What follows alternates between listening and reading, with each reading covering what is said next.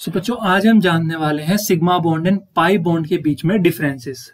हम अक्सर देखते हैं केमिकल बॉन्डिंग में हम सिग्मा बॉन्ड के बारे में पढ़ते हैं, पाई बॉन्ड तो पूरी ऑर्गेनिक केमिस्ट्री में ही है, सिग्मा भी है बट वहाँ पे पाई बॉन्ड ज़्यादा फोकस में रहती है। ठीक है, सो हाइब्रिडाइजेशन हम निकालते हैं तो हमें सिग्मा बॉन्ड की जरूरत पड़ती है ना, सिग्मा बॉन्ड से निकालते हैं। सो सिग्मा बॉन्ड और पाई बॉन्ड के बीच में अगर हमें डिफरेंस बताने के लिए आता है एग्जाम में तो हम किस तरह बताएंगे। सो एक एक करके इनके सारे डिफरेंस समझते हैं। सो यहाँ पे पहला जो डिफरेंस है वो हम बोल सकते हैं कि it is formed by coaxial overlapping. It is formed by coaxial overlapping. आप समझते हैं ये कोएक्सियल ओवरलैपिंग होती क्या है। उससे पहले यहाँ पे हम पहला पॉइंट लिखेंगे, it is formed by collateral overlapping. Collateral overlapping. अब एक एक करके समझते हैं इसका मतलब क्या होता है। देखो कोएक्सियल ओवरलैपिंग क्या होती है। कोएक्सियल ओवरलैपिंग होती है head to head overlapping, head to head overlapping. ठीक है, और कोलेटरल होती है side by side, side by side. ठीक है, जैसे मैंने एक ऑर्बिटल ये लिया और एक ऑर्बिटल मैंने ये लिया, सो यहाँ पे मैंने क्या किया, हेड टू हेड ओवरलैप करा दिया। ठीक है, सो यहाँ पे हेड टू हेड ओवरलैप हो गई। ठीक है, दो ऑर्बिटल लिया मैंने, इनको हेड टू हेड ओवरलैप कराया। सो ये कहलाएंगे, यहाँ पे जो बॉन्ड बनेगी वो बॉन्ड बनती है सिग्मा बॉन्ड। कौन सी बॉन्ड बनती है, सिग्मा बॉन्ड, क्योंकि यहाँ पे हेड टू हेड ओवरलैपिंग हो रही है, कोएक्सियल ओवरलैपिंग हो रही है, तो कौन सी बॉन्ड बनेगी, सिग्मा बॉन्ड। अब बात करते हैं कोलेटरल ओवरलैपिंग की, ये साइड बाय साइड होती है। सो एक हमारे पास ऑर्बिटल ये है और एक ऑर्बिटल हमारे पास ये है। सो यहाँ पे थोड़ी सी ओवरलैपिंग हो रही है और थोड़ी सी ओवरलैपिंग यहाँ पे हो रही है। सो ये ओवरलैपिंग क्या है, साइड बाय साइड हो रही है। सो यहाँ पर जो बॉन्ड बनती है वो कौन सी बॉन्ड बनेगी, पाई बॉन्ड बनेगी। कौन सी बॉन्ड बनेगी, पाई बॉन्ड बनती है। ठीक है, so sigma bond is formed by coaxial overlapping means head to head overlapping, and pi bond is formed by collateral overlapping, मतलब साइड बाय साइड ओवरलैपिंग।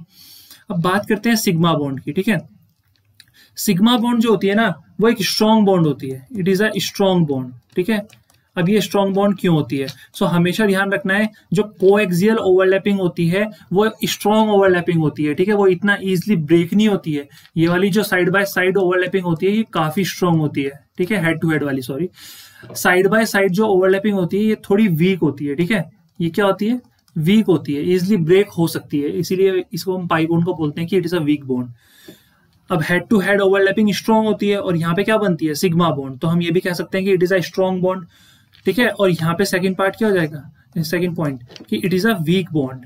ठीक है, क्योंकि ये किससे बनती है, ये साइड बाय साइड ओवरलैपिंग से बनती है जो इजिली ब्रेक हो सकती है। राइट, नेक्स्ट पॉइंट क्या हो जाएगा हमारा, अच्छा कोई बॉन्ड अगर स्ट्रॉन्ग है, ठीक है, एक लकड़ी लेनी है हमने, ठीक है, एक स्ट्रॉन्ग लकड़ी है और एक वीक लकड़ी है। सो स्ट्रॉन्ग लकड़ी अगर स्ट्रॉन्ग है सो ये क्या होगी, कम रिएक्ट करेगी, कम टूटेगी। ठीक है, बॉन्ड कम ब्रेक होगी। सो ऐसे ही हम बोल सकते हैं कि स्ट्रॉन्ग बॉन्ड जो होती है वो लेस रिएक्टिव होती है, क्योंकि रिएक्टिव ज्यादा कौन सी बॉन्ड होती है, जो इजिली ब्रेक हो जाती है। अब स्ट्रॉन्ग बॉन्ड तो ब्रेक ही नहीं होगी इजिली, सो वो लेस रिएक्टिव होगी। ठीक है, लेस रिएक्टिव बॉन्ड होगी। बट अगर हम बात करें वीक बॉन्ड, सो ये क्या होती है, मोर रिएक्टिव होती है, क्योंकि इजिली ब्रेक हो जाएगी और फिर रिएक्ट करेगी किसी ना किसी के साथ। सो इजिली रिएक्टिव होती है। ठीक है, वीक बॉन्ड ज्यादा रिएक्टिव। ठीक है, जैसे ये क्या है, स्ट्रॉन्ग बॉन्ड ये सख्त लोंडे की तरह है। ठीक है, ये क्या है, कम रिएक्ट करेगा किसी के साथ, बट ये जो वीक बॉन्ड है ये सख्त लोंडा नहीं है। ठीक है, जो दूसरे छपरी होते हैं ना उस टाइप के है, तो ये ज्यादा रिएक्ट करते हैं हर किसी के साथ। सो ये strong bond less reactive. Okay, next point पे चलते हैं, फोर्थ पॉइंट पे। ठीक है, अगर हम हाइब्रिडाइजेशन निकालते हैं, केमिकल बॉन्डिंग में चैप्टर में हम हाइब्रिडाइजेशन निकालना सीखते हैं कि हाइब्रिडाइजेशन किस तरह निकलती है। सो हाइब्रिडाइजेशन में हम हमेशा सिग्मा बॉन्ड को काउंट करते हैं। ठीक है, सिग्मा बॉन्ड को हाइब्रिडाइजेशन में काउंट करते हैं, पाई बॉन्ड हाइब्रिडाइजेशन में काउंट नहीं होती है। ठीक है, सो यहाँ पे हम लिखेंगे it takes part in hybridization. अब कैसे काउंट होती है, कैसे काउंट करते हैं इसको, ठीक है, क्या इसका यूज होता है, ये हम टॉपिक हाइब्रिडाइजेशन टॉपिक में पढ़ने वाले हैं। बट अभी हम इसमें डिफरेंस जान रहे हैं तो अभी हम इतना डीप में नहीं जाएंगे इसमें, अभी हम अपने डिफरेंस पे ही फोकस रखेंगे। ठीक है, so it takes part in hybridization. ठीक है, it takes part in hybridization. तो हाइब्रिडाइजेशन क्या होती है इसके लिए हम अलग से समझेंगे। ठीक है, जब हम इस चैप्टर को कवर करेंगे। और अगर हम बात करें तो it does not take part in hybridization, does not take part in hybridization. Okay, but अगर इसकी बात करें ना पाई बॉन्ड की, ये हाइब्रिडाइजेशन में पार्ट नहीं लेती है, बट हमने देखा होगा ऑर्गेनिक केमिस्ट्री में या जब भी हम रेजोनेंस पढ़ते हैं तो रेजोनेंस में हम क्या करते हैं, पाई बॉन्ड को क्या कराते हैं, रोटेट कराते हैं, मूव कराते हैं, ठीक है, शिफ्ट कराते हैं। शिफ्ट यहाँ पे ज्यादा अच्छा वर्ड होगा, डिसलोकेट मतलब, है ना। सो यहाँ पे हम पाई बॉन्ड को क्या करते हैं, रेजोनेंस में शिफ्ट कराते हैं। सो इसका मतलब ये है कि जो पाई बॉन्ड है वो किस में पार्ट लेती है, रेजोनेंस में पार्ट लेती है, ठीक है। सो यहाँ पे हम लिखेंगे it takes part in resonance, it takes part in resonance, okay.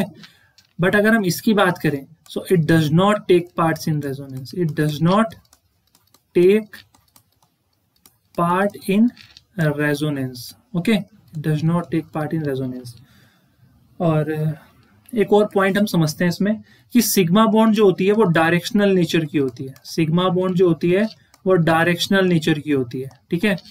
But जो पाई बॉन्ड होती है ये नॉन डायरेक्शनल होती है। ये क्या होती है, नॉन डायरेक्शनल होती है। अब डायरेक्शनल और नॉन डायरेक्शनल से क्या फर्क पड़ता है, सो डायरेक्शन से ये फर्क पड़ता है कि जो डायरेक्शनल बॉन्ड होती है सिग्मा बॉन्ड, वहां पे ओवरलैपिंग के चांस क्या होते हैं, ज्यादा होते हैं, ठीक है।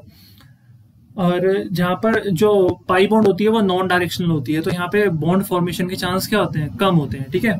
ये पार्ट ध्यान रखना है। अच्छा, जैसे हमने अक्सर बात की है, जैसे हम एग्जांपल से लेते हैं, जैसे हम बात करते हैं हाइड्रोजन बॉन्ड हाइड्रोजन, ठीक है, या कार्बन डबल बॉन्ड कार्बन, या ऑक्सीजन, है ना, ऑक्सीजन डबल बॉन्ड ऑक्सीजन, या हम बात करते हैं नाइट्रोजन ट्रिपल बॉन्ड नाइट्रोजन। सो यहाँ पे अगर सिंगल हम देखें तो ये सिग्मा बॉन्ड होती है, अगर दो बॉन्ड है तो एक पाई होती है, एक सिग्मा, और अगर ट्रिपल बॉन्ड है तो दो पाई होती हैं और एक क्या होती है, सिग्मा। सो यहाँ से हम अपना एक और पॉइंट भी निकाल सकते हैं, ठीक है।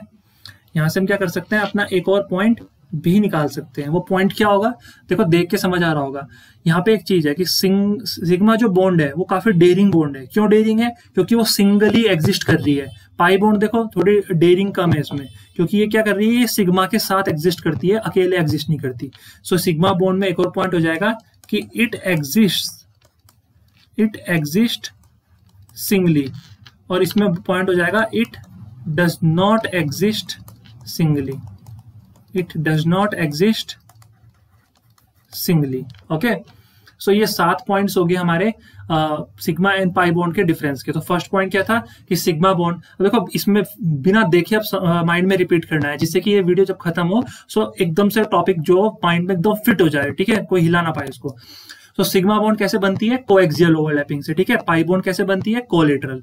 कोएक्सियल क्या होती है, हेड टू हेड ओवरलैपिंग, और पाई कोलेटरल क्या होती है, side by side, okay. Diagram बना के दिखा देना, इससे थोड़ा अट्रैक्टिव लगेगा आंसर।